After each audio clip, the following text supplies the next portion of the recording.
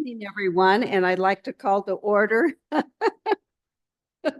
Clarkdale Town Council of the Town of Clarkdale for Tuesday, March 11th, 2025 at 6 p.m. in the Clark Memorial Clubhouse. Roll call, Vice Mayor Hunsetter. Here.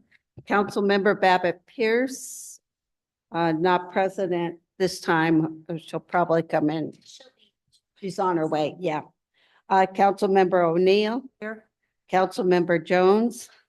And please note that Mayor Prudhomme Bauer is here. We do have a quorum.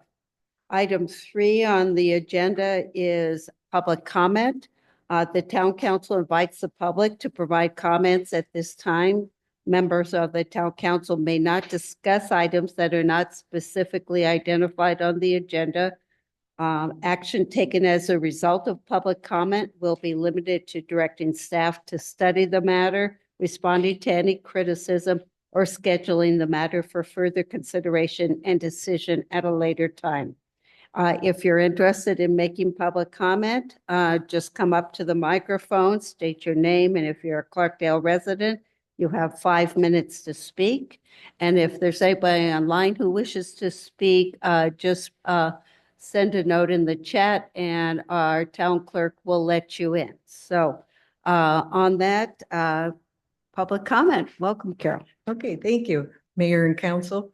I just wanted to say Your that name and are you a Clarkdale resident? Carol Johnson, Clarkdale resident. Thank you. I just wanted to say that last Saturday, my husband and I went over to the artist reception for the Ruth Waddell, and it was a very nice occasion. And they showed videos of John and his work.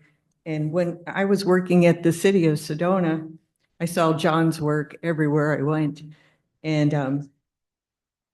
what was I going to say that even at the cultural park, his sculptures were everywhere too. And then Jim Johnson, he was our treatment plant operator. Him and I were invited to go out to John's place in Spring Creek and go talk with him. And that was probably a memory that I'll always have in my mind. And so I want to thank the Clarkdale Memorial Library, the town council for that artist reception. It was very nice. And it brought back a lot of good memories for me. Thank you. Thank you, Carol, so much. That's John Waddell, excuse me.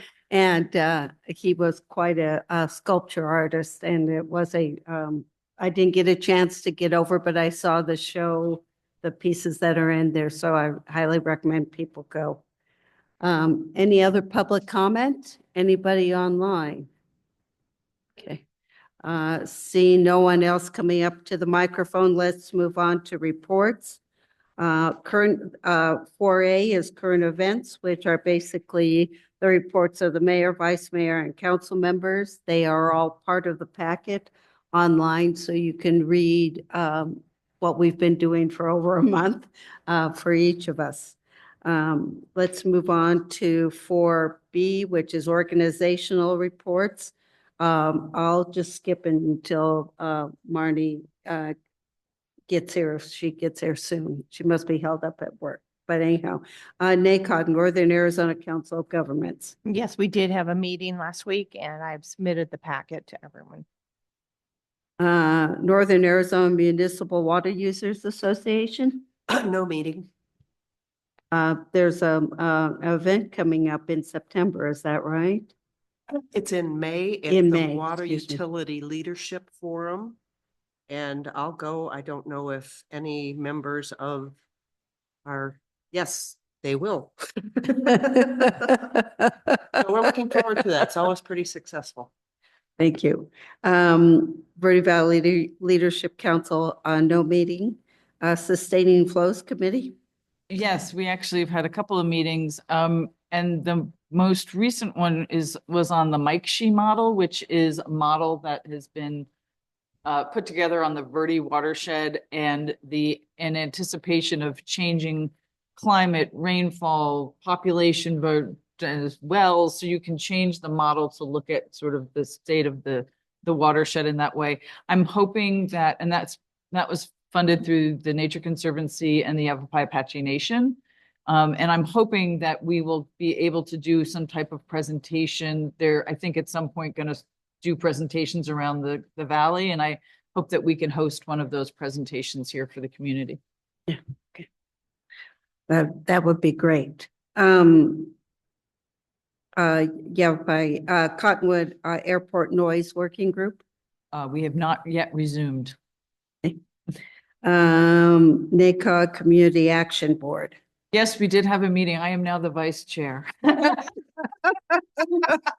Which is only funny because I've only been on it for like 2 months. So, and we are actually going to have a in-person, because we've been, we're from 3 different counties, and we've been doing everything on Zoom. We are going to do an in-person strategic planning meeting, I think this month or next month. I can't remember. So I'm looking actually forward to meeting people in person and actually getting some time to understand what it means to be the vice chair of the CAB. So there we go. That's very good. The other organizational reports of Verde Valley Transportation Organization, Transportation Policy Advisory Council, Yavapai Community for Young Children and Vulnerable Road Users, SHSP Emphasis Area Team are all the responsibilities of Council Member Babbitt Pearson. If she gets here, we'll run through those reports real quick. Let's move on to consent agenda. We have one item on consent this evening, and that has to do with the minutes of our February 25th meeting. Is anybody wish to pull it for discussion? Okay. Seeing none from any of you, I'll take a motion to accept consent agenda item A. So moved. Second. A, it's been moved by Councilmember Jones and second by Vice Mayor Hunsetter to approve consent agenda item A. All those in favor say aye. Aye. All those opposed, hearing none, motion carried. Let's move on to new business, item 6A.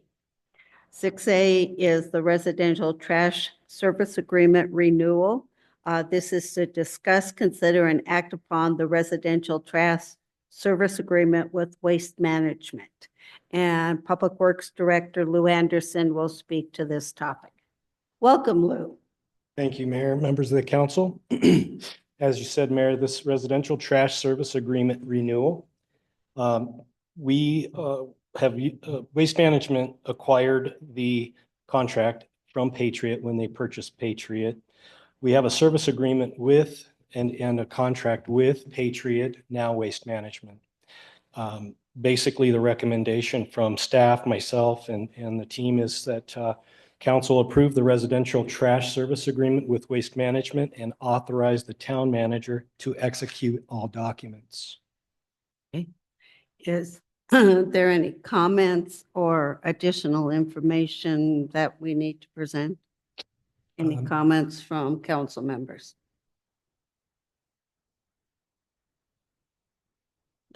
I feel like somebody's got to say something. No, I mean, I think this has been a conversation we've been having going for a while.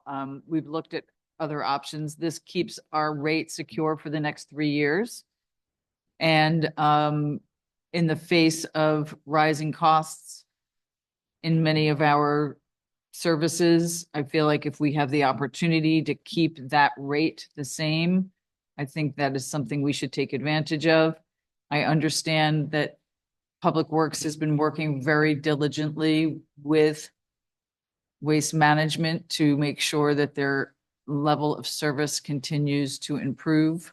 Yes, ma'am. Is that- Yes, that's correct. We did have, there was a couple of, initially when the company was purchased, we did have several transitional issues with Yeah. collection and routes and so forth and staffing.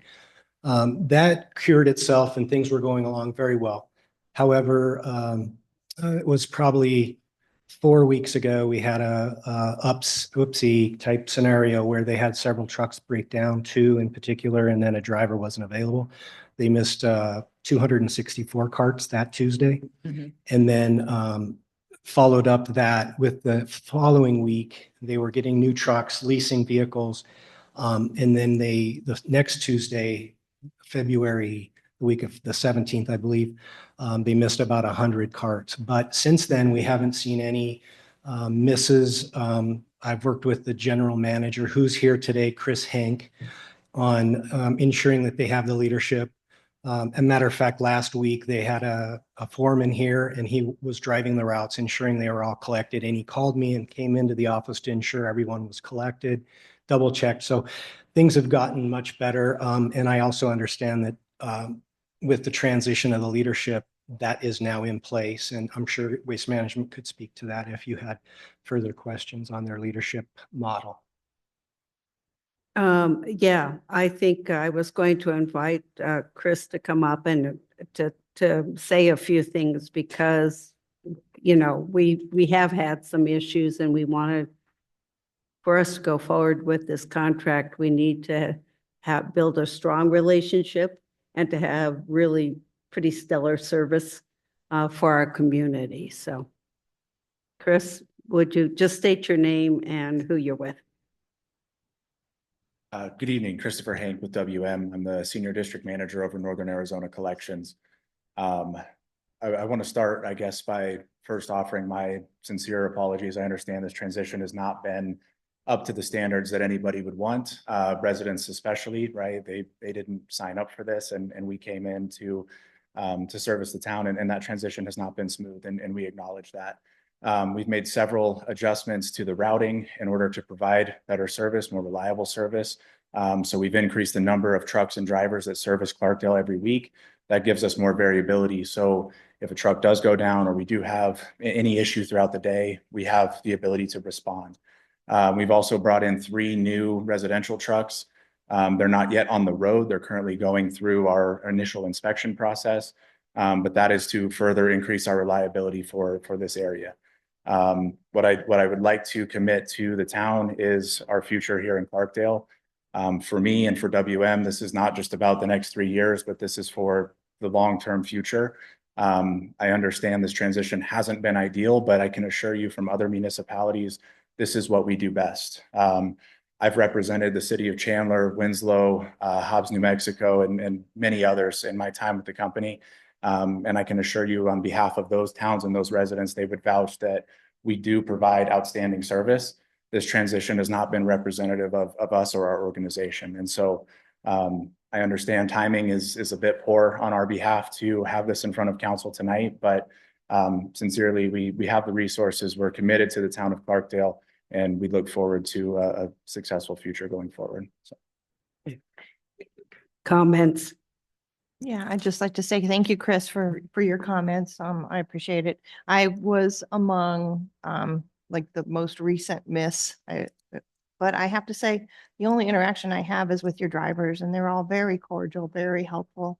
And any of us that have been through mergers, acquisitions, takeovers, they can sometimes take months to years to iron out all the bugs. So for me, it was kind of expected that this would happen, and patience isn't always a virtue, or it's an aspired to virtue. So I'm hopeful that this is going to be a good relationship, and I know that you've demonstrated, or Waste Management has demonstrated, the willingness to be a good community partner with Clarkdale. So I appreciate that and appreciate your comments. Thank you. Any other comments or questions? Yes. I just, for the benefit of those who are watching, I just wanted to share with others that this is our window of opportunity to renew. And we did need to provide notice to Waste Management. And, you know, we really recognize the concerns of the residents, but we also know that for many, you know, we have had to raise water rates and sewer rates, and the opportunity to keep the trash service at a flat level. I think there are a lot of residents who will really appreciate that, even with the challenges that we've had. So barring this, we would have to go out to RFP. And I think I've shared with all of you in the past and many residents who have contacted me that there are only 2 providers in this market. who are really capable of this. And Waste Management also owns the landfill that any provider would have to use unless they went a really long distance. So, we do feel like there's an advantage to staying with Waste Management and working closely. Lou and I met with, 5 members of your team last week. So, I think they're really taking our concerns seriously and are working closely with us to address all those concerns. So, Lou or I are very happy to take any other questions. Thank you. Any other questions for Chris or Lou or for Town Manager Guthrie? I guess I just hope that we can address recycling Yes. now, now that this is going forward. Yeah, I definitely think we need to kind of dedicate some time as a council to possibly a work session to discussing it. We have been in conversations with Waste Management about it. But I also have met with other companies, standalone companies that are doing that as well.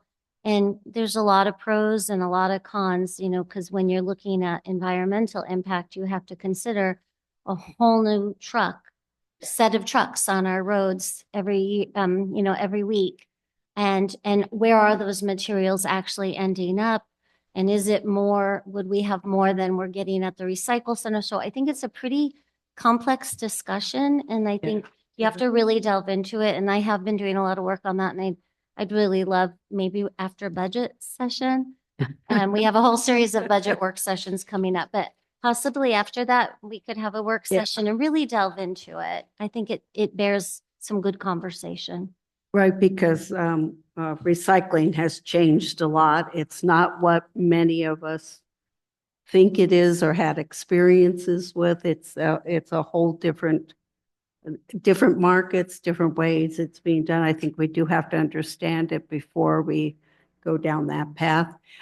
In the meantime, I hope that the center that we have up here, up the street, is maintained well and emptied on a regular basis, because I think that's been some of the concerns that have come forward, is making sure that site is taken care of until we take some other steps on the discussion around recycling.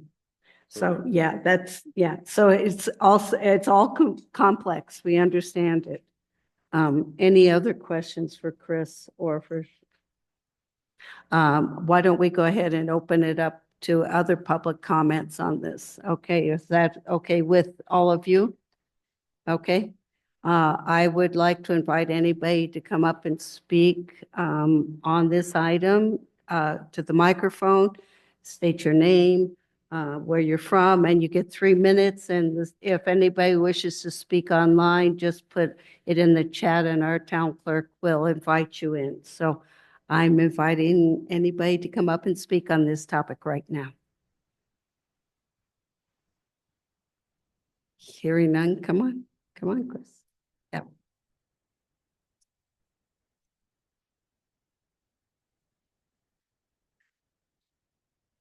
Just state your name and where you're from. Yeah, Chris Taylor, owner of Taylor Waste, and we live here in Clarkdale. I would just like to say that, we're a local business. We've been in business for 22 years.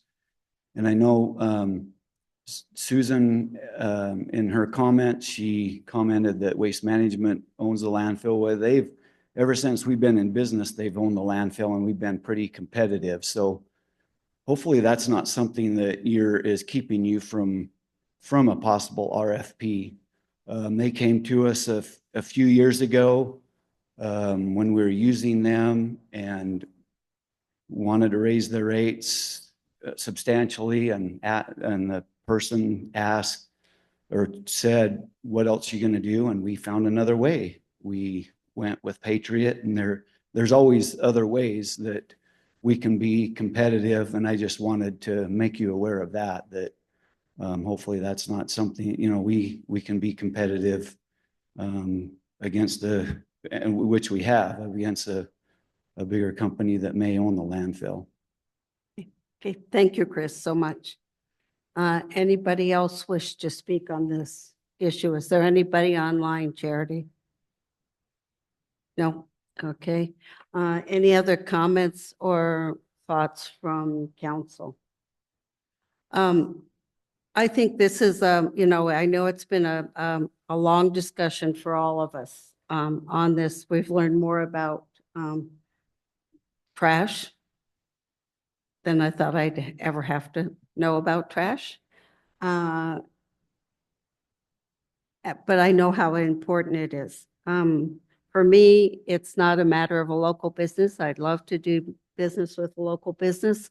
I have to look from my perspective, sort of at our whole town and our capacity to, and the affordability of this. That's the biggest issue for me right now.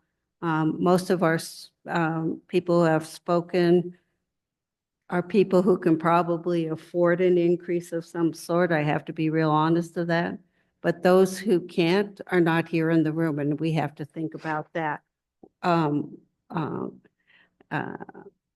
Councilmember Jones, spoke about all the other increases we've have had to institute over the last 2 years. If there's any way we can kind of hold the line, this is one hell of a deal for us, is to extend this contract. And so it's a tough decision. I think we have to just weigh what is best for all of our residents. Welcome. Please note that Councilmember Babbitt Pierce is in the room. Thank you. We're just on item 6A, which is the residential trash discussions.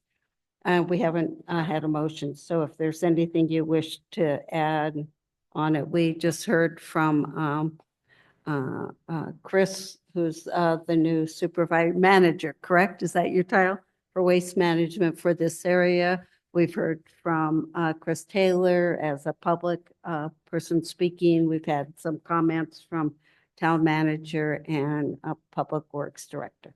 Okay. So if there's anything you have been thinking about you'd like to add. Yeah, I think you were summarizing what I think Councilmember Jones said, which is costs are going up and we simply cannot expect people to pay for one more thing if we don't have to. I think we can all agree that the level of service is not what we would expect it to be, and I hope that that can be worked on. But I think if we go out to bid, we're going to potentially end up in the same place anyway, paying more for the same service, and I just don't think we can ask people to do that. So, thank you. Any other questions? And I forgot to note that the issue of recycling, we're going to put off for a bigger discussion till after budget. I've pointed out that they need to make sure that site is just well kept up there, serviced as well as everybody's households. Any other comments? If not, I will entertain a motion. Mayor, I'll move that we approve the residential trash service agreement with Waste Management and authorize the town manager to execute all documents. Okay, is there a second? I'll second. Okay, it's been moved by Vice Mayor Hunsetter and seconded by Councilmember O'Neill to approve the residential trash service agreement with Waste Management and authorize the town manager to execute all documents. Any further comments on this before we vote? All those in favor of the motion, please say aye. Aye. All those opposed? Hearing none, motion carried. Expectations. Okay. Thank you. Let's move on to item 6B, Resolution 1733, Clean Water Revolving Fund Loan from the Water Infrastructure Finance Authority. Thank you. This is discuss, consider, and act upon the resolution authorizing the execution of a loan agreement for clean water for a clean water revolving loan fund from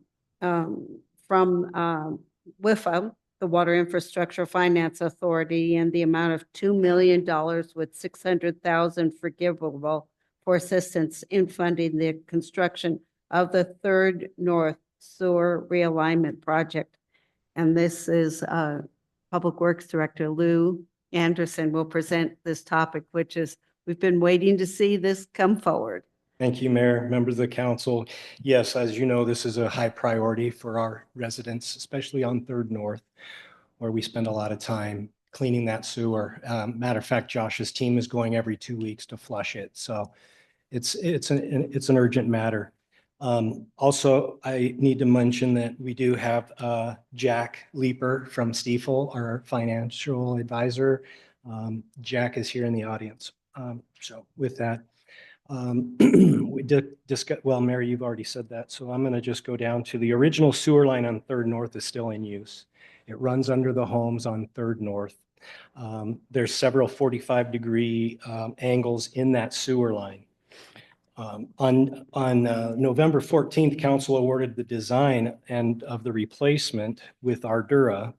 The contract was $104,000, and we're about 80% designed at the moment. The budget impact here, we originally had identified this as a CIP 2 years ago and had $750,000 in the budget, which we have identified CIP S09. To date, we've spent $65,000 of that. The loan in this amount is $2 million, and of that $2,600,000 is potentially forgivable. The estimated annual payment is $70,000 to $80,000 a year. The initial year payment is about $48,000, but we won't know definitively until we go to the market.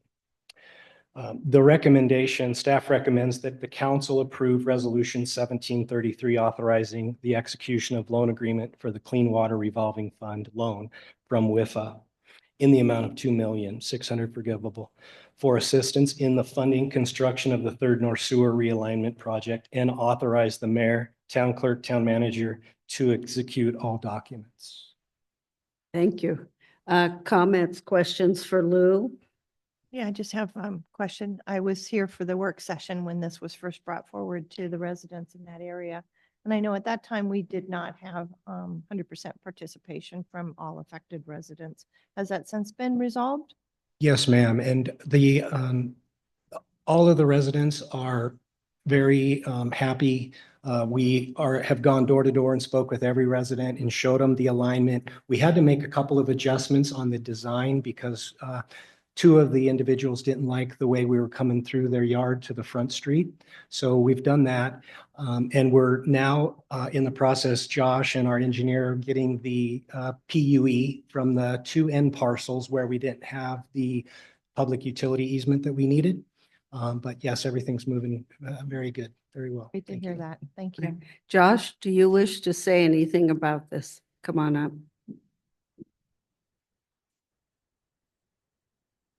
I know this is currently probably one of our largest projects. It also affects a large portion of Lower Town, and it's been definitely one of the largest headaches that I've actually experienced here. Having to send my crew out every week to every 2 weeks to flush that main. And roughly, we're seeing about every once a month, we're having to also hydrojet certain areas in order to keep the flows going. We've had a couple instances where we got called out in the middle of the night to handle some issues, and it gets backed up into the same customer's house all the time, not in their house, but in their yard now. So I'm glad to see this moving forward. It'll definitely take a lot of strain off of my crew, who's continually having to invest time and effort. And I think it's just will be another step forward in increasing the reliability of our utilities. Yeah. Thank you so much, Josh. Comments? Do we have a time frame?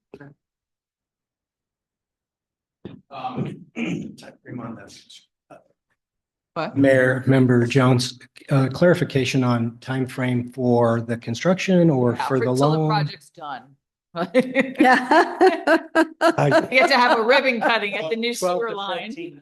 Yeah, so currently right now, once the design's still going to be occurring right now. Uh-huh. There'll be some time to get all the additional legal documents and Yeah. together. So probably between right now, we're probably looking at 14 to 16 months. Okay.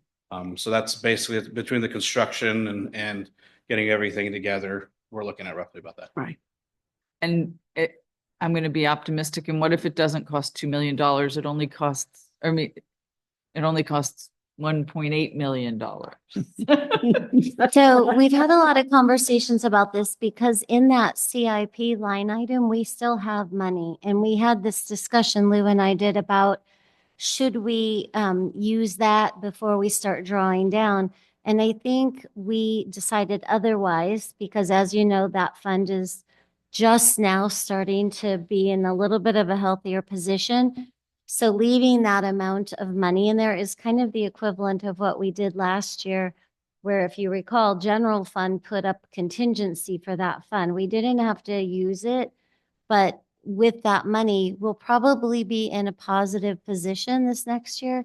So we're recommending we use the free money. It's not free, but Jack actually shared with us today, and maybe you want to get up and explain about the negative interest rate. But I think as he's walking up here, I think we all recommend that we go ahead and use that funding and do it right and use that funding and leave the existing funding in the budget and in that fund. Jack? Yeah, Jack, just state your name and who you're with. Sure. My name's Jack Leeper. I'm with Stiefel, and we're the placement agent on the WIFA loan. And to speak to Susan's point, I looked at the numbers today. So the interest rate on this loan is based off of a benchmark. And to spare you all the boring bond stuff, the benchmark interest rate on a 25-year loan, which is what this would be, right now is I think 3.9 something. And then you're also getting a subsidized rate from WIFA of 75%. So 75% of that number is about 2.97. So very low interest rate. When you take into account the $600,000 of essentially, forgivable principal or a grant, the grant is more than the interest cost on the loan. So essentially it's an interest-free loan. So if you want to look at the actual blended interest rate, you're pretty much at zero. Wow. That's great news. Now, if we pass this tonight, we have to wait 30 days. So we just keep holding our fingers. Yeah, the fixed income markets right now are, very volatile, but they shouldn't change so much. So much, that okay. It's still going to be an excellent financing, even if rates increase a little bit. And Jack was actually involved in the project. So we chose to not put an emergency clause into our resolution, which is a technique that's used to be able to move forward quickly to lock in interest rates. But there is a case right now with the Goldwater Institute who took issue with another city who did that. And it is common practice, but Jack was involved with that project. And so it was helpful to me to also hear, the impact of that. And I think we made the decision to be conservative and take that out so that we didn't face a similar challenge. But it does mean that we have to wait 30 days until we can close on our loan. But it also means that we don't run the risk of a lawsuit or some litigation that really pushes this project off for months and months because we can't let our residents have to deal with this any longer. So, Lou and I talked extensively weighing the pros and cons, and this is our recommendation to not include it. Yeah. Lisa, and then Marnie. This is probably going to sound like a stupid question, but do we get $2 million that goes into our bank account, or do we send billings to the fund? These WIFA loans are based on what you actually draw down on. Okay, So it's kind of like a credit card. Of course, it's not a credit card, but only what you need will end up being, the debt that you'll incur. Yeah. Thank you. So if we need less than the debt is. Yeah, you would draw down less on the loan, and that would be Yeah. essentially, Yeah. Get a part. yeah. Marty. So to follow off that, and then I have another thing. The forgivable portion of it is also based on how much we actually take. So it's not 600,000 no matter how much we spend. Let's say if we didn't We only spend all spent of it. 1.8 we wouldn't instead have of the this 2 million. effect. That is a good question. I don't know the answer for sure. I think when they assign forgivable principal to a loan, they're expecting for the town to utilize that That's my understanding. Before you actually draw down. I'll get yeah, I believe you use the forgivable principal first.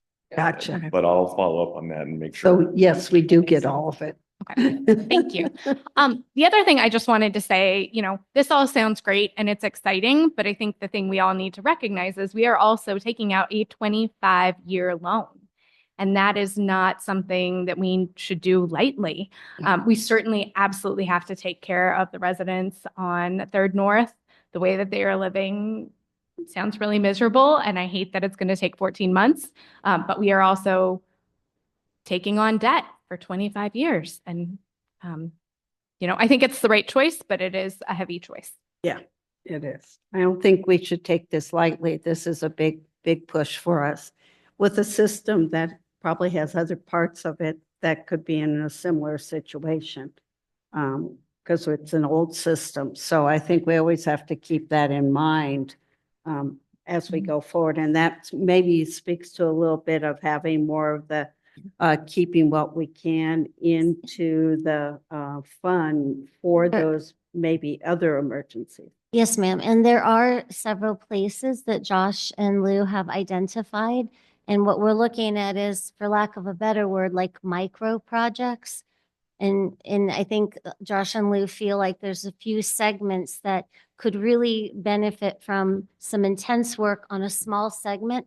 So that remaining money that we have really could be beneficial to target some of those that could clean up some of these issues. So. Thank you. I think that's a great.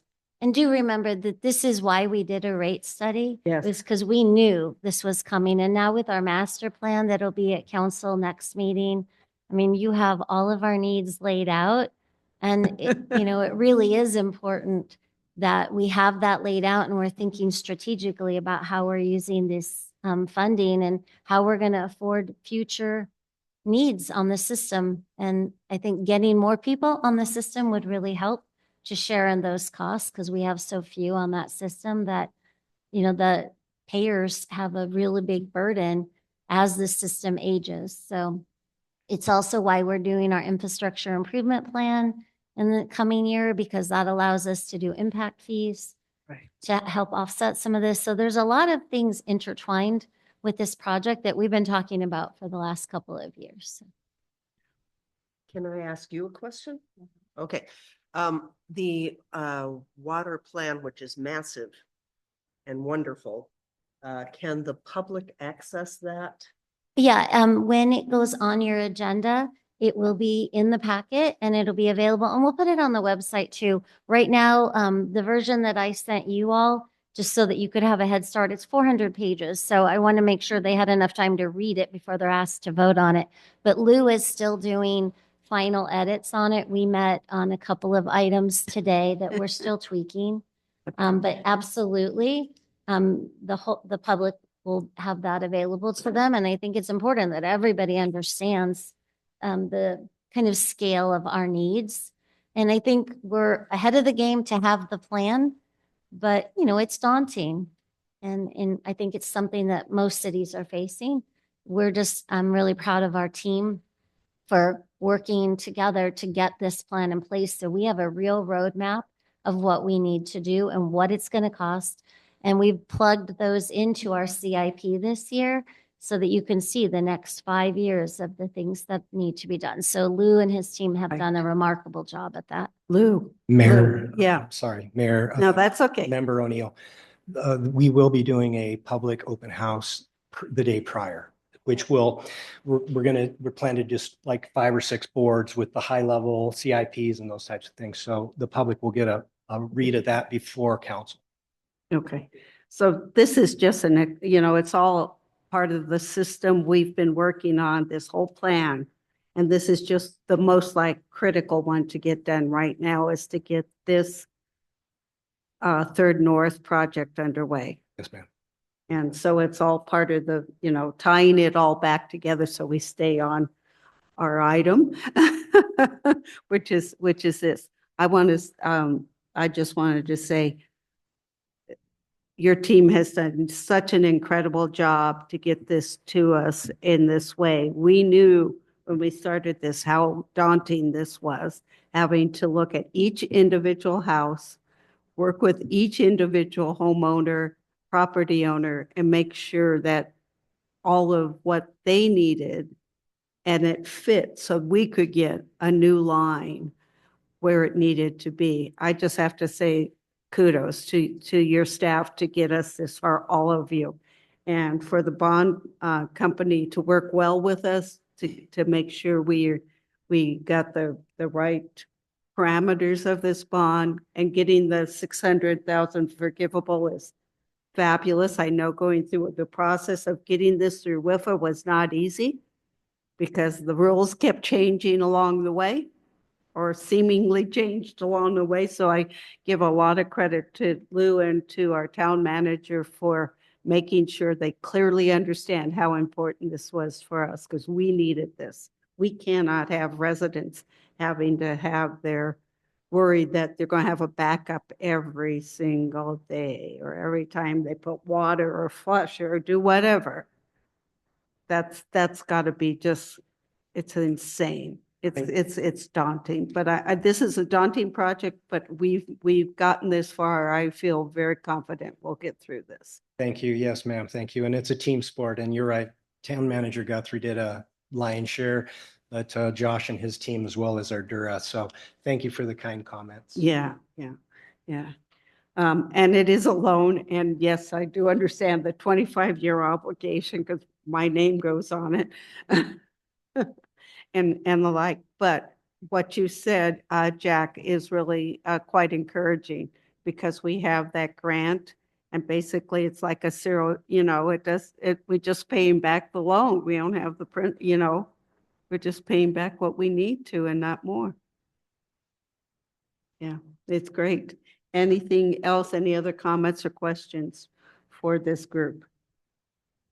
Hey, if not, I'll take a motion. Madam Mayor, I move that we approve Resolution 1733, authorizing the execution of a loan agreement for a Clean Water Revolving Fund loan from the Water Infrastructure Finance Authority of Arizona in the amount of $2 million, 600,000 forgivable, for assistance in funding the construction of the Third North Sewer Realignment Project, and authorize the mayor, town clerk, and town manager to execute all documents. Is there a second? I'll second. It's been moved by Councilmember Babbitt Pierce and seconded by Vice Mayor Hunsetter to approve Resolution 1733, authorizing the execution of a loan agreement for a Clean Water Revolving Loan Fund from WIFA in the amount of Water Infrastructure Finance Authority of Arizona and the amount of $2 million, with a 600,000 forgivable for assistance in funding the construction of the Third North Sewer Realignment Project, and authorize the mayor, town clerk, and town manager to execute all documents. I would have shortened it, but this is a major deal, so I made sure it was in the record. All those in favor? Yes. It's been pointed out that you didn't take public comment on that. I don't need to take public comment on the resolution. If you would like me to, I can do that before we take vote. Would you like me to? Okay, before we take the vote, thank you, Lisa. Before we take the vote, is there anybody who wishes to make public comment on this item? Okay. Seeing none, huh? Yes, if seeing none, we'll close public comment and we'll go back to the motion. All those in favor of the motion as presented, please say aye. Aye. All those opposed? Hearing none, motion carried. Thank you for all the work. Thank you, Mayor, Yes. members. Okay, let's move on to item 6C. Thank you, Lisa, for stopping me to do that. Item 6C, Haskell Springs North Water Tank Rehabilitation. This is to discuss, consider, and act upon a proposal to repair the Haskell Springs North welded steel tank roof, support structure valves, and appendage, okay, whatever. Replacement for an amount not to exceed $475,000. Utilities Director Josh Summerlin will speak to the topic. Welcome, Josh. Well, Our poor tank out at Haskell Springs. yes, ma'am. Thank you, Mayor and council members. The Haskell Springs North tank is in need of some rehabilitation. In roughly July 16th, we had a Rubicon applied divers dive into that tank, take a good inspection of that tank. And what they found is that the coating on the interior is blistering and it's got some spots where you're starting to see rust. But more than that, it was really the roof that they're starting to see issues with. Inside that roof, there's rafters that help support the top of the roof. And there's two beams that already fallen into the tank from corrosion. And we're starting to see the rest of the rafters are also becoming in poor shape also.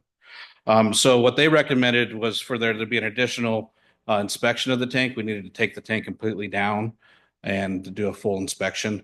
So we were able to do that on January 30th. We called in Southwest Tank and Steel to do that inspection with us.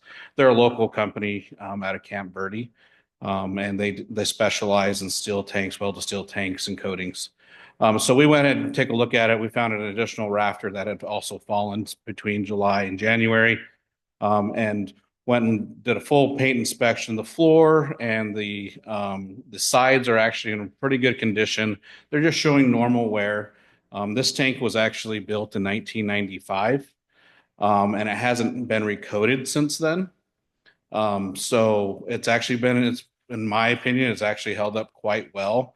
But the roof itself is typically, when you do coatings for tanks, the roof is at a lower thickness than you would have for the walls and your floor.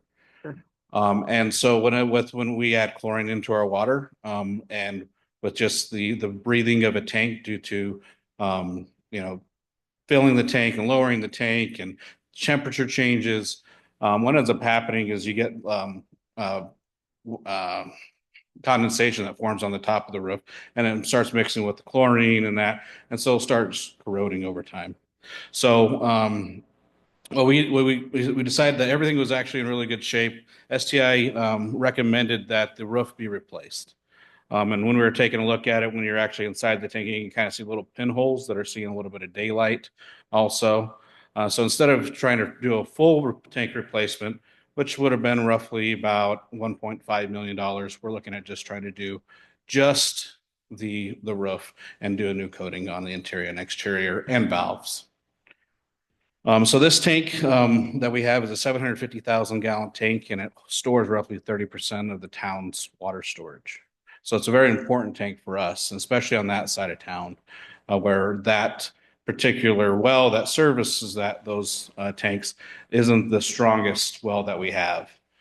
So we would like to get this project underway and have the tank replaced.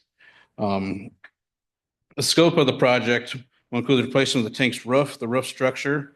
There's a liquid leveling system. There's a replacement of isolation valves. There'll be sandblasted and recoating the interior and the exterior. We'll be utilizing a contract through SAVE. The FAC staff currently has that contract with them. It's a contract 2024-145 water storage tank maintenance and painting with the Southwest Tank and Steel. The valves will be purchased through Ferguson, and our staff ourselves will actually do the replacement for those before they do the exterior coating. So the budget impact is CIP W19, which is Haskell Springs tank coating, 13-50800-8007 for $250,000, and CIP W28 Fisher House Warehouse, 13-5-0800-8011 for $225,000. Myself and the staff recommend authorizing the town manager to sign all documents necessary to execute the Haskell Springs North rehabilitation. The strategic plan area, goal area for this project would be goal area 5, the plan for maintenance and growth and quality infrastructure that is sustainable and resilient. Do you have any questions for me? Yeah. Any questions for Josh on this? Yes, Marnie. Thank you for bringing this forward and putting together such a clear plan. These are the kinds of things that keep me up at night, is do we have enough water in Yeah. storage? And if 30% can't be stored because the tank isn't sufficient, this is absolutely something we have to take care of. Thank you. Yes. Okay. Thank you also. So 30 years ago, this tank was built. Was the expected lifetime of that? Steel tanks actually have a very long life. They can be around for 100 years. It's just the coatings that need to be updated and continually done. So had this tank probably been recoated at its 12 to 14 year, 15-year life, we would probably not have to replace the roof. So in future CIPs, what we have planned is to sandblast and recoat the tanks at the proper time period so that we're not having to spend an additional, $205,000 to replace the roof. Also, the thing is, it's like you'll see on the budget line items is that the steel for the tank is actually cheaper than the paint, but that's because of changing regulations. Yeah. Had this tank been done maybe 10 years ago, the regulations were a lot different, and it probably would have been half the cost to do the painting. So it only have been maybe $125,000, $150,000, as opposed right now we're gonna have to replace the roof and the coating for around $475,000. Okay. So, Yeah. I was gonna say, so you're making a really great point that we stay on top of our maintenance and that we don't allow things to Yes. get deferred because it just winds Yes. up costing a ton of money down the road. Correct. Yeah. And Thank I you, think Josh. that has been the moral of all of this. Yeah, yeah. Yeah, but I did want to comment, if you notice the gap Wasn't in done. time, July, then January. And what we found out when we started undertaking this project was you couldn't take one of the tanks offline. It wasn't the way it had been built and configured, you couldn't do it. And without taking the other one offline, and we really can't do without both of them offline. So there was a whole nother CIP project that, I guess for lack of a better word, disconnected the two. Maybe you can explain it better, but it kind of explains the lag in time for us. But this is the kind of stuff we're finding out, and it's just an age system, and we're trying to be really good about preventative maintenance so that we defer these costs. Yeah. But Josh can explain the connector issue. Yeah, so the interconnect that we had done, I believe it was October, what ended up happening there is that both of the tanks were, built at different time periods. One is in like the 80s, one is in 95. But the way we fill these tanks is it goes from the well and it fills into the north tank, and there's an interconnect between the two tanks that then helps fill the other tank. Right. Now both of these tanks now then feed their outlets, have two different lines. One of them is a 12-inch ductile line, another is an ACP line. So if you remember the Twin Fives project way back when, what that does, it helps feed water all the way from Haskell, all the way to this side of town, up on the upper north side of the town. So that was one line, and the other 12-inch ACP line actually feeds over by the Black Hills, Yavapai College area. Gotcha. So what we found is that we couldn't stop one because we didn't have an interconnect. So the tanks are being fed basically independent. Those lines are fed independent from each tank. So what we did is about 500, feet away from the tanks, we put in interconnecting lines. So not only can we feed one tank and feed both lines, but we can also back feed that system now and feed one tank or the other tank or both tanks at the same time. Correct. Yeah. So that enables us to be able to take this completely offline and not have any issues in our system. That's great. I mean, I kind of remember we had done all of that because we wanted to make sure we could deal with each tank if they had problems separately and not put a big strain on the system. Any other comments? Yeah, I still had another question. Yeah. So the roof that's being replaced, I assume it's wood. It is not. It is actually steel. Oh, it is steel. Yep, it's steel. It's about 1/4 inch thick, roughly. Okay, so that's just being repaired, or is that being That completely? that is, they're going to replaced? actually go through with the torches and they're going to cut all the pieces out. So what they do, and when they do a tank repair, what they're going to do is they're going to go in the side of this tank and they're going to put a big old door in, basically. They're going to cut a hole into it so they can get a crane inside. And then they're gonna start cutting the roof off and start loading it out and bring it out to the door.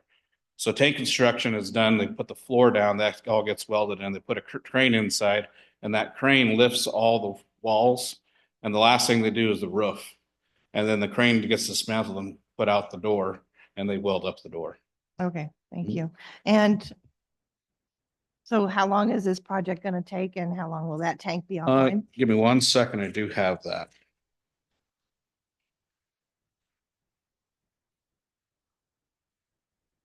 So we are looking at 12 to 16 weeks after the notice to proceed. Okay. Thank you So very much. about for 4 all the- months, probably. Yes, yep. Mhm. Thank you so much for the Yep, no information. problem. And during that 4-month period, if we need water, then we can get that from Cottonwood. Is that correct? Yeah, and I know that Josh and Lou and I have been having conversations about when to pull the trigger on this because of summer and the timing. So I don't think we've nailed that down, but yes, Cottonwood takes water from us and we take water from Cottonwood as needed. And, Josh is managing that constantly. So it is always a backup option. But as you know, we have several other backup options Mhm. in the works. And I think on March 25th, we'll be bringing one of those to you. Great. So this means this, though, ideally will be done before June. We're pushing as fast as we can Yeah. to get this done. Yeah. A lot of this has to do with us getting them to notice to proceed. And then they'll know from basically the longest lead item that they have is steel. Mhm. So once we get the firm lead time on the steel, because that steel not only has to get, is it just plates, but it gets formed. So what they do is they bend that steel to make that roof to match those roof lines. And then once they get that in, then they'll be able to bring a crew in. Okay. So the tank will be in operation all the way until they're able to, it won't be 16 weeks of it being down. It'll be just until the part that they have still and they're able to proceed with the project. Any other comments? Again, thank you. Field trip to the tank when it's Yeah, empty. yeah, Yeah. absolutely. Field trip. Yeah, Actually, we could absolutely. probably do a before and after field trip if you'd like to be able to see what it looks like. Now, we did pull in January, we pulled everything out, cleaned the tank and disinfected it. So you won't see the roof beams on the floor unless another one falls. Yeah. But you will get to see inside and see the issues if you wanted to. As a little tour that we did for Namwa, we saw that Prescott tanks that are 5 million and 6 million. And it is pretty cool to see the inside of one of those tanks. Yeah. Cool. We'd like it. We'd like to have it. So just put it on the schedule. We wanted You to. guys in mind and inform me when you do that. I thank you for working on this project and point out again the need for us to have a really good maintenance program for all of our facilities so that we're not caught in this situation again. We know things happen, but if you're on top of it on a regular basis, you can at least keep track of it. And maybe catch things before they get so bad. I mean, that's part of this Right. right here. So I mean, our lessons have been learned, and it's costly. Luckily, we have all of you who are doing the best to keep costs as good as they can be, given that hopefully once we sign this contract, we'll get a set in price that it won't go up, because we know that we're having issues in number of other areas, but hopefully the 10% will cover that. If we have to. So I actually just talked to them yesterday because I told them I was going to be presenting this, and I asked them, because of tariffs and other, the changes, I asked them if that was something that they foresaw. If this got approved today and I got them something by next week, would that be? And so they did some research and they got back to me and they said, because when I was discussing this project with them, I was looking at the end of this year. They had kind of taken a little bit of that and said, okay, what we're seeing as a trend, this is kind of as a budget price. So we shouldn't see this go any higher. Good, This is a pretty good. stuck price. Thank you for saying that. That's very helpful. Okay, but again, thank you, team, for bringing this, getting this together and bringing it to us to get it done. So, And I guess one thing I wanted to touch on too was we had talked about being able to provide water for that section while that tank is down. We have just been kind of taking on a couple projects. One is the 89A booster station that is able to push water to that side. We having a VFD replaced, we're replacing some valves. We're doing some little things onto that booster station to make it more reliable. And every one of my team members have been trained on how to operate that system. And our mission control, same thing, being able to look at that. We're currently trying to get a mission control system into there to be able to operate those pumps automatically based upon the level of that tank that's going to be in operation, so that it can kind of take some of the stress off of the Haskell well. fabulous, fabulous. Thank you so much again. With that, I'll entertain a motion. Madam Mayor, Mhm. I move that we authorize the town manager to sign all documents necessary to execute the Haskell Springs North Tank rehabilitation up to $475,000 plus 10% potential for change orders. I'll second. Okay, it's been moved by Councilmember Jones and seconded by Councilmember Babbitt Pierce to approve the proposal to authorize the town manager to execute all documents related to the Haskell Springs North Weld Steel Tank Roof Support Structure Valve and other items that need replacement not to exceed 475 with a potential of change orders up to 10%. All those in favor of the motion, please say aye. Aye. All those opposed? Hearing none, motion passes. Thank you again, Josh, so Thank you, much. ma'am. And you, Lou, too. Okay, let's move on. Yay. We just spend more money. With that, let's go on to 6D, which is a legislative update. This is a discussion only regarding bills under consideration in the current Arizona legislature, legislative session and the potential impact on municipalities. I just asked that we have a regular update on legislative items, so I'm going to turn this over to Town Manager Guthrie. Thank you, Mayor and Council. So I'm going to go over just a few bills that I think are of particular importance for us, and I'll kind of tag team this with the mayor. But then I also asked Lou and Councilmember O'Neill, because they're very involved with the NAMWA and the water bills. I think they have one bill that they're going to share an update about. And then I asked Ruth if she would come up afterwards and do a couple of bills that are related to community development and housing and give you an update on those, if that works. So thank you. So the ones that I just wanted to mention, and Mayor, I do 3 calls a week, keeping up with the legislative process. I know the mayor does 1 or 2 a week as well. So if you have a different status than I do, correct me. But one of the bills is HCR 2021, and this is the food tax bill. And if you remember, in the last legislative session, we lost the ability through state legislation to do rental tax. So that was $150,000 off the top of our budget. This would be an additional $50,000 if we were lost the ability to assess food tax. We're lucky, 50,000 is a big hit to us, but I think Cottonwood stands to lose $5 million, I was told today by their town manager. So this bill, we've been having a special call every Wednesday with the league and all the intergovernmental relations staff around the state on how we're trying to negotiate this with the legislature. And right now, as it stands, there's a negotiation that's been agreed upon. And basically, it would freeze food tax. So anyone who has it, you could keep it at your current rate. And no one new can implement it until 2027, I think. Right, 2 years, yeah. Right. And when they do implement it, they can only go to a 2% max. So this negotiation greatly benefits us because we would be kind of, for lack of a better word, grandfathered in at the 3.5%. But I don't, until what the fat lady sings, I guess I'm talking about me. Until that happens, you know, anything could change at any moment. And so we're really watching this one closely. And it's a trend that I think, are you guys laughing at me?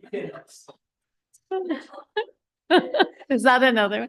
I got it right this time though, didn't I? I have a habit of saying phrases wrong. Anyway, but I am watching this one really closely and the trend of taking away municipalities' funding streams, because one of the things that really attracted me to this town was we really have a diverse funding stream, which is really important because, you know, anything can happen. And we're seeing that this year with construction sales tax. And luckily we have other sources of revenue that are help stabilize that. But one by one, they're taking those away from us. So, I mean, I really encourage people to talk to your legislators and, you know, encourage them to not take away all these different various funding mechanisms. And just on this one, municipalities from around the state, there's 71 out of the 91 municipalities that have food tax already. So it was being pushed by one of the communities, that areas that do not have a food tax. Yeah. So, yes. Yeah. Yes, it's Biasucci, who is out of the Lake Havasu City area, and they do not have a food tax. Yeah, and yet the mayor of Lake Havasu City understands that this was not a good bill. So he's been trying to be our best advocate with his representative. I have to say that the mayors throughout Arizona, particularly from the rural areas, went down to the legislature. They spoke in committee at Ways and Means on this. That's where the first sort of iteration of amendment came through. Biasucci came back through and wanted the 2%, so they've negotiated to hold us harmless and still get the 2% for any of the 20 who don't have it, want to institute it, they can, but it has to be at 2% in 2 years. It seems to be stable. It's gone through the one house, it's in the second house. It hasn't had it's not on agenda yet. It hasn't been agendized to a committee. Yes, anything can happen, but I think the message is very clear. We're going to be right there. Please don't touch us. And We're it's already- a constitutional amendment as well. Yeah, it would it'll go to the for a voters. public vote. Yeah. And that's why it's so dangerous, is because who's going to vote, you know, against not having a tax? I mean, I think that's an unreasonable thing to expect people to vote against. So getting it on the ballot in a form that doesn't damage us has really been our goal. Yeah. So the other one that I wanted to draw your attention to is House Bill 2221, which has to do with defunding police. And there's another bill that's defunding municipal fire departments, doesn't relate to us, but similar. And the league is really fighting this one and asked us for examples of, you know, why this would be a problem. Because I think in principle, most people can agree. We don't want to decrease the budget for a police department. Of course not. But there are a lot of examples of where you would decrease the budget. And so I sent literally 10 examples of things that I thought were relevant. You know, things like one-time payouts for people who've been here for years and years, and you're paying out a vacation amount, or a lot of contract services we have, like for dispatch, we may end up going to a different system, and we're not even thinking about that. I'm just using it as an example. But things that you contract for, maybe you have an opportunity to bring them in-house or to get a better contract, so your overall budget would decrease. So I had about 10 examples of things that I thought needed to be included in the bill so that, you know, those types of things wouldn't harm us. Another one was, hey, if you have a really old fleet and you're spending tons of money in repairs, and then you get a grant and get all new vehicles, which is what we've been working on, your maintenance is going to go way down for several years.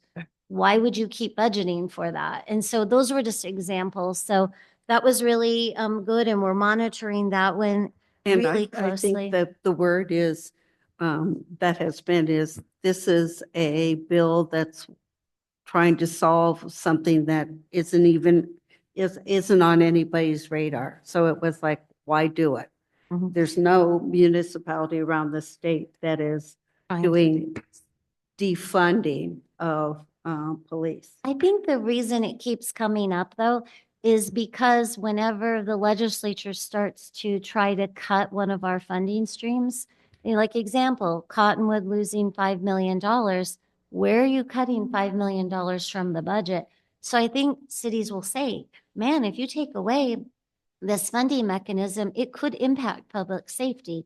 And so I think that that's why it keeps coming up, because it is a risk that, you know, we would have to cut across the board if we lost a big funding stream like they will lose. So, you know, I just think it's really important. And this illustrates why we need to be so involved in monitoring these situations, because we can give the examples, we can give the information to legislators. So those were the two that I was really monitoring the closest. There's a couple of good ones. One has to do with referendums. It is Senate Bill 1560. And this one is really empowering town clerks that when they get a referendum application, that if they see something that's wrong, they can tell them. And right now they're not enabled to do that. They could see a blatant error and they can't coach that person on what's wrong. So that one we think is really positive, that it would really help residents who are facing that situation. And So just I so- don't have any more on the general. No, I think the only thing I wanted to say, this is one of the league resolution bills Yeah. that we passed at the League of Cities and Towns. So it's really nice to see it moving forward, and it looks like it has good support behind it. So So with that, I was going to invite Councilmember O'Neill to talk about Yes. the water bill that they were most interested in, and then Ruth. Thank you. Thank you. So- So this is Senate Bill 1520. And the official title was basin management areas, but now I believe it's rural groundwater management. And it's mostly, the objection is mostly to definitions. So it changes the word specifies to requires. And anytime you hit requires, then you're taking away some local control.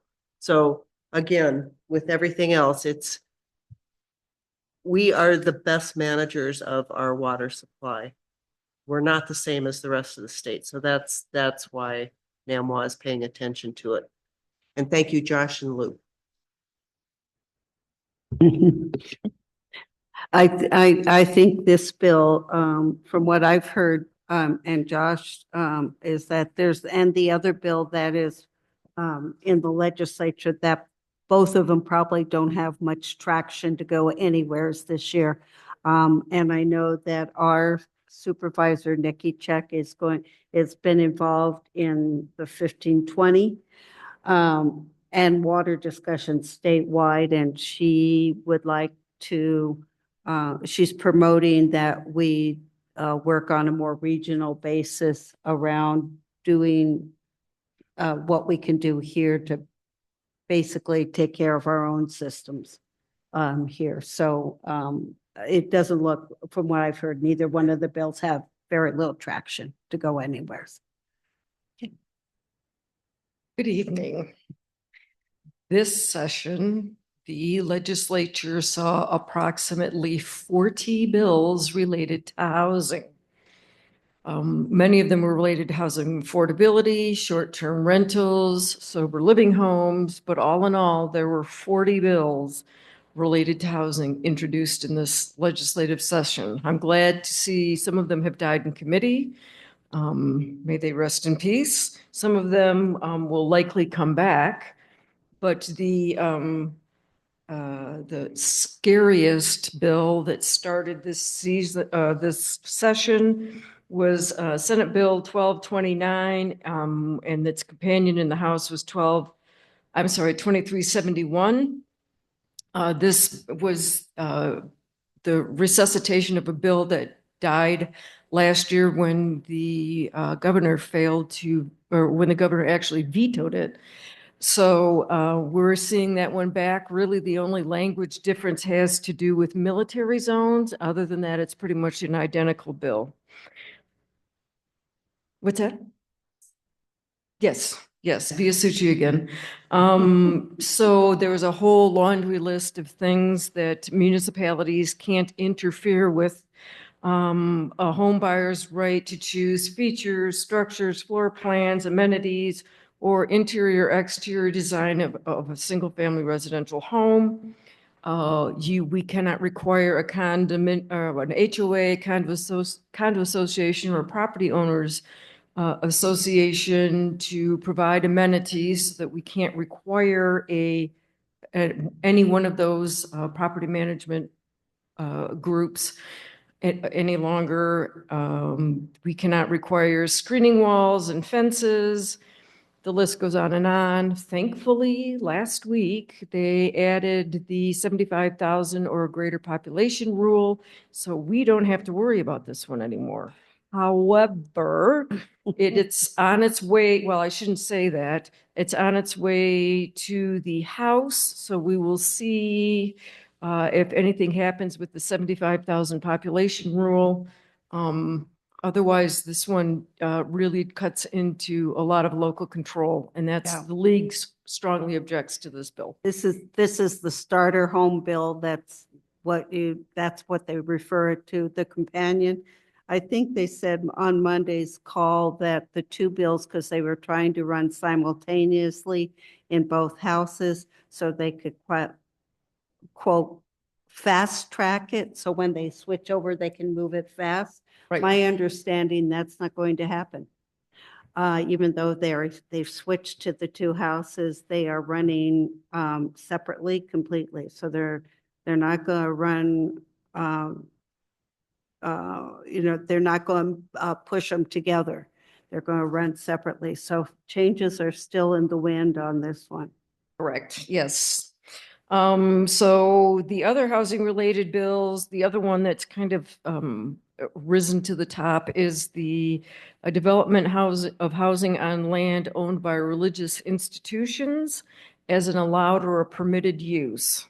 So this has been done in other states successfully to provide low-income housing and market rate housing in communities, and it essentially allows us a religious institution, which this bill defines as being owned, controlled, operated, or operated by a church, a religious denomination, or an organization lawfully operating as a nonprofit religious corporation. So it's pretty broad in who can take advantage of this.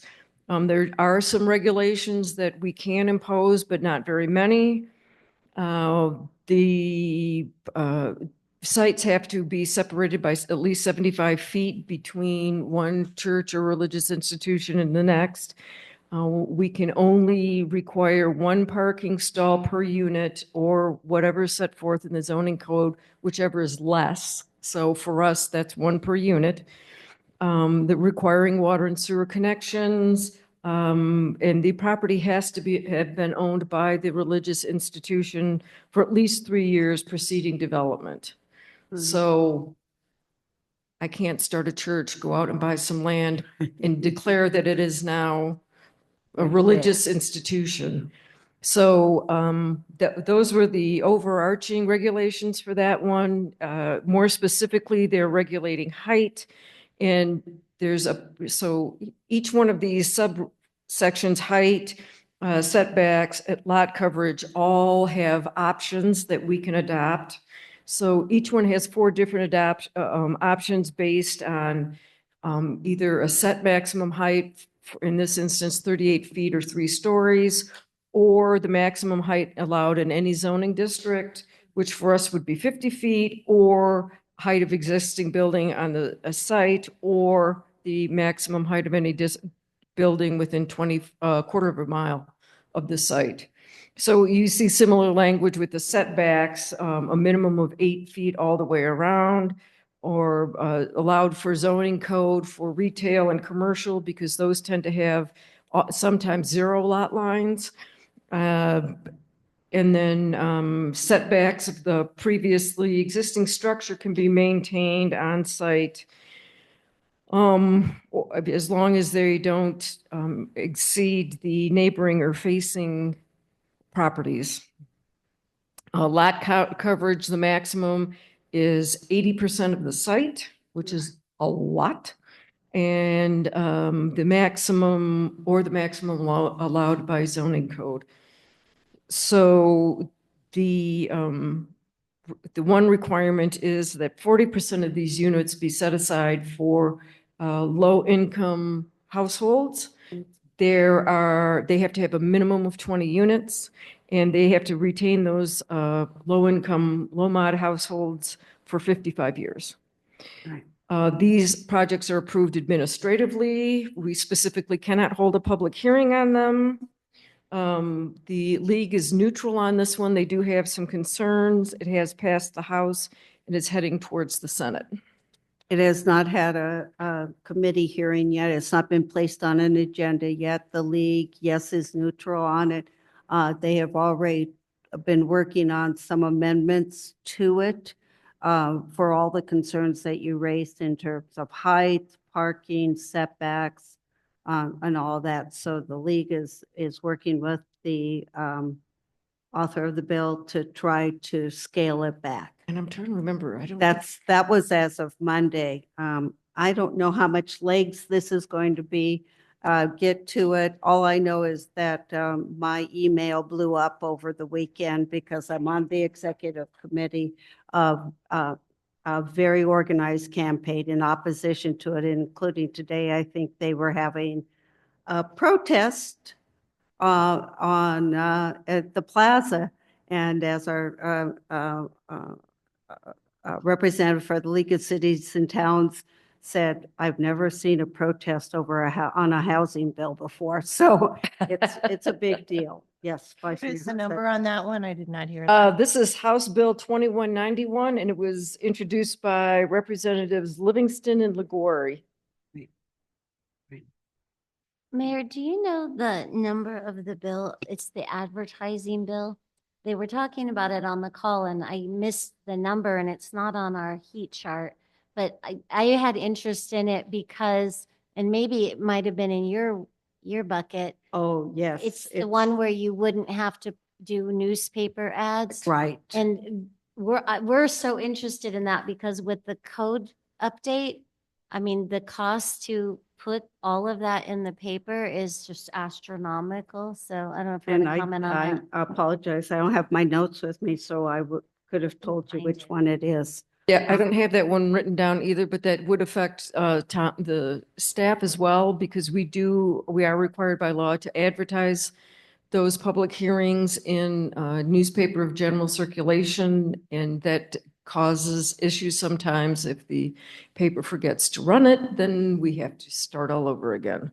If I remember right, I think there is some traction with this bill. So it is a league bill. It was one of our resolution bills also. So yeah, thank you for bringing that up. But I can get the number. Just for- 1563 or something like For that. clarification, the assumption is that then we would just post everything on our website where we can post it Yes. immediately.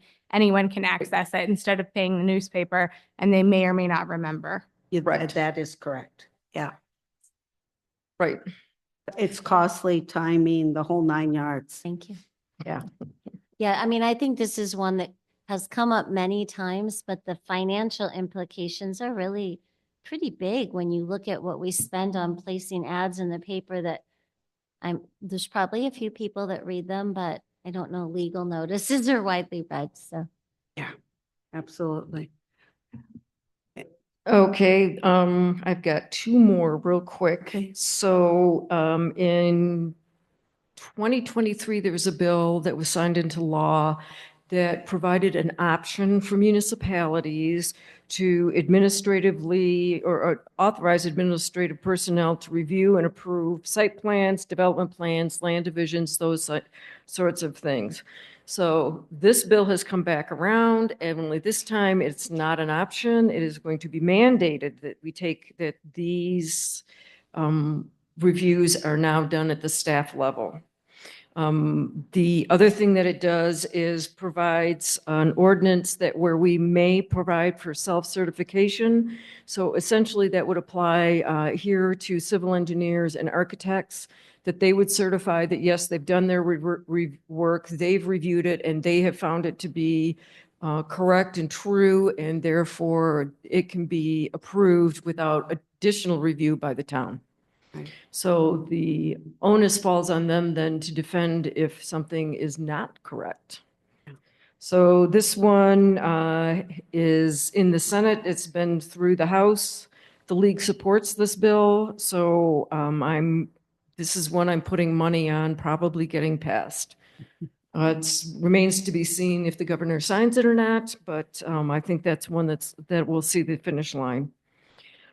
The last one is the SB 1228, and this one puts a moratorium on expansion of residential development standards.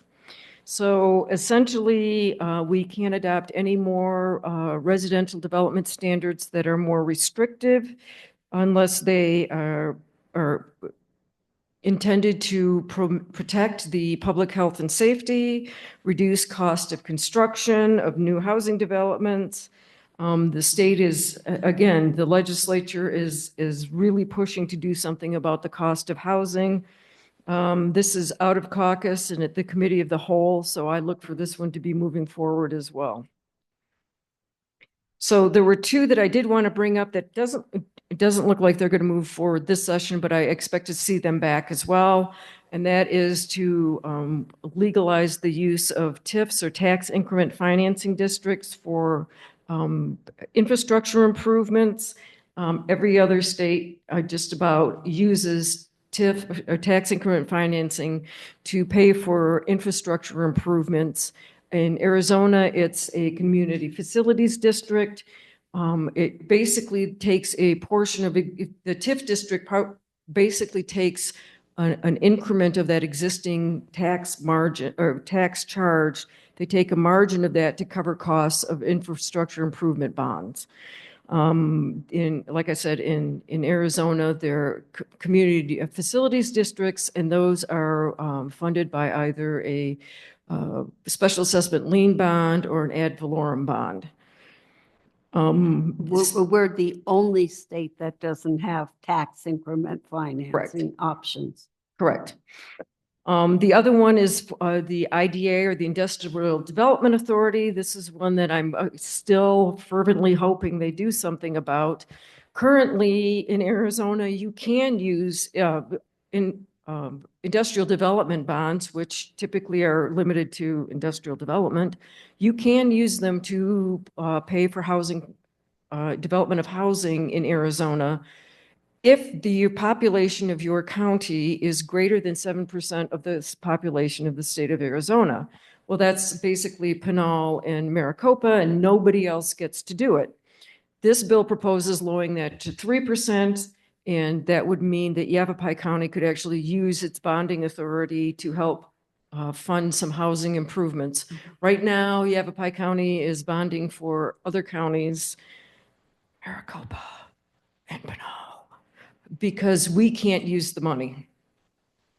This one, I do know a little bit more about it. It did not make it through the first house, but there is strong discussions going on right now to get it as an amendment to bill number 2191. Because Livingston is a proponent of this, and that's his bill. So they are working hard to get it as an amendment to that bill. We will see. I think if the league gets the kind of amendments that they want to the main bill, then we could probably get the League of Cities and Towns support behind it. Good, that's. And I know that only because I'm working with the main author of this bill. That's great to hear because I think that's a great tool, a funding tool for housing that's completely out of reach for Yeah. almost everybody. Yeah, and Senator Bliss is working, or Representative Bliss is working very hard to get this amendment. The only other bill that we're really tracking closely is the RTAC bill, which probably won't go through as its entirety. But we do have a project on that bill through NACOG and the Rural Transportation Advisory Committee. And that is for our Luke Lane project, which is to pave Luke Lane, do improvements along Broadway that leads to Luke Lane, and I think, and some sidewalks and other amenities. But we have Representative Bliss coming this week to tour that project. And the reason that's important, it was the same thing when we did the bridge project a few years ago, that when the budget is almost done, individual members may have an opportunity to ask that a certain project be funded. So of course, we're trying to get people to look at our project, and we'll be available for that. And so thank you to Yeah, Councilmember Babbitt Yeah, Pierce, thank you both for being there. Vice Mayor Hunsetter and Ruth for Thank you. helping out with that Thank you tour. very much. We have 2 more weeks of committee hearings and then an additional week for appropriations. So things are starting to wind down a wee bit, but it's always a scary time because what you see in this time period is strikers. And if you don't know what a striker is, basically they just take another bill and completely remove all the wording and put different wording for a bill that you thought disappeared. So that's why monitoring what's going on is really important, because you'll just be like, where did this come from? That bill didn't say that. And it happened to us 2 years ago. Right, and it will happen again this year, so Yeah. don't worry about, I mean, that is just the That's way part of it. the world goes at the legislature. Just quickly, as we close budget, barely have even begun any discussions. There's just little inklings around the budget, around the extension of Prop 123 for education funding, and there's some trade-offs. We want them to get started.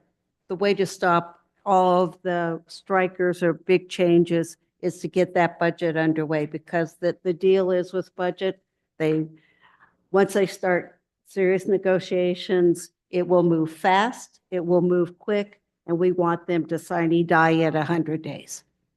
We don't want it to linger on.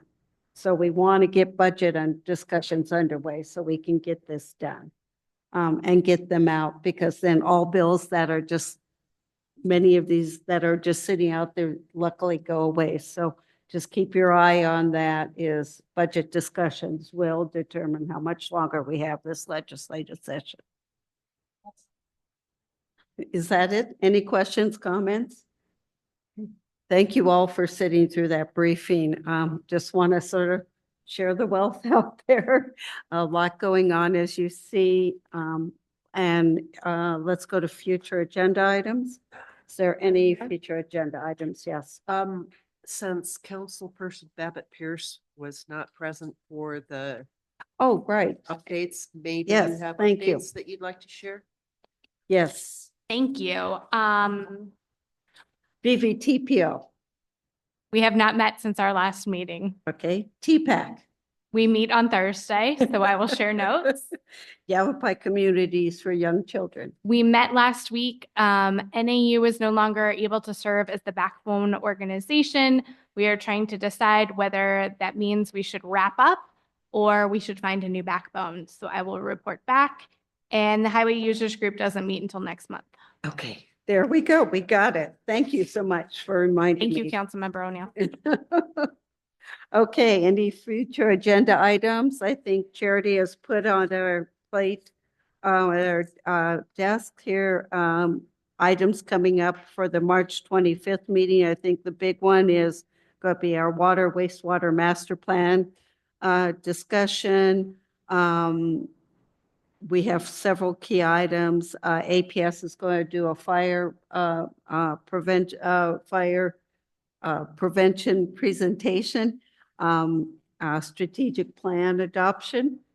Is that going to be on? Maybe? Okay. We'll see what shows up, but we know the water and wastewater master plan is going to be on. So we're looking forward to that. Any other items that any of you want to add? Okay, hearing none, then I'll take a motion to adjourn. Is there a second? Second. It's been moved by Councilmember Jones and seconded by Councilmember Babbitt Pierce to adjourn the meeting at 7:35 PM. All those in favor say aye. Aye. All those opposed, hearing none, motion carried. Thank you so much.